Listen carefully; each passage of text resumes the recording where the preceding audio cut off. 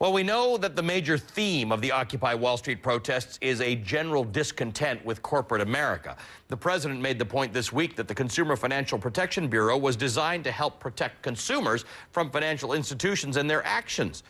Will, why don't the protesters turn their attention to lawmakers, in this case conservative and Republican lawmakers, who are holding back the Consumer Financial Protection Board from getting started? I don't know. You know, the protest and that bill actually go hand in hand in my mind, Ali. It's really hard for me to criticize or support the Occupy Wall Street protests because I can't define them. I don't know what they're about. I can tell you this. I feel like the tone is about a lack of responsibility, a displeasure with responsibility. I don't like my student loans, I don't like my credit card debt, and I don't want to have to pay them.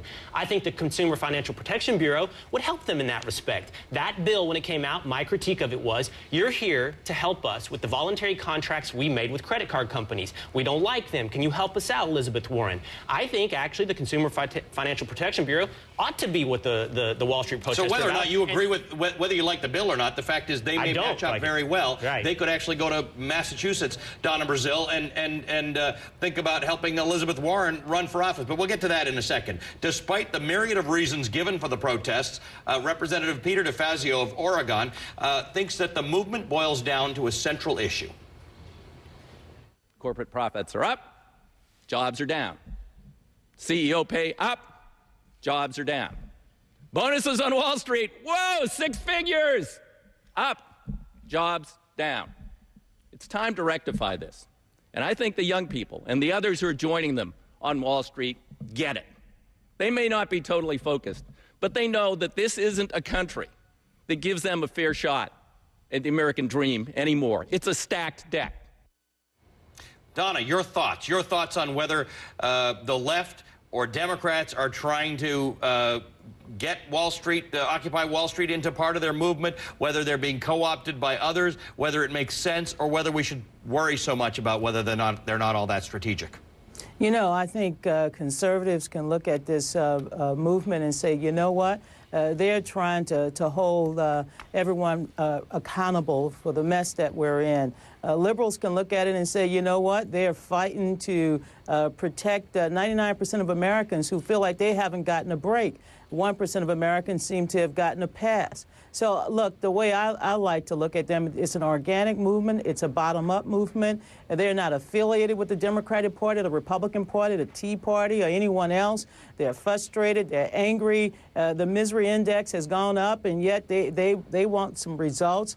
They're also aiming their ire not just at Wall Street 3 years after the collapse of Lehman Brothers. They're also aiming some of their fire against Washington, D.C. for not working on behalf of average Americans. They think that politicians are beholden to their corporate donors and not beholden to average, ordinary Americans who are working hard each and every day to make ends meet.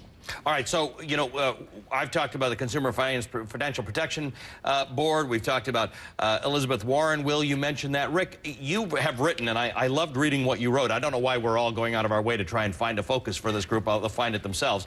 But you've written that there are very specific economic problems that America should be protesting, and actually written about some solutions to them, 5 of them. Well, I think what's happening with these these protesters represent something fundamental that's going on in America, which is that people know that something's wrong. They feel they're falling behind. The data shows that people are falling behind.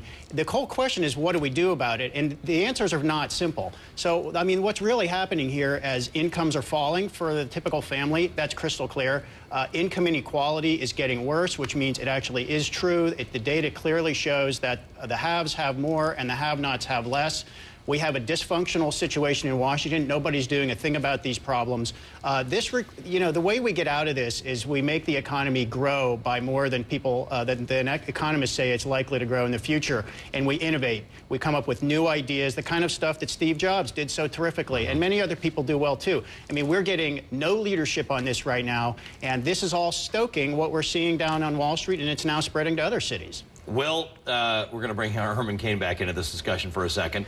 When asked about Occupy Wall Street this week, he told the Wall Street Journal that the protesters should not necessarily blame Wall Street or the banks. He said, and I quote, "If you don't have a job and you're not rich, blame yourself."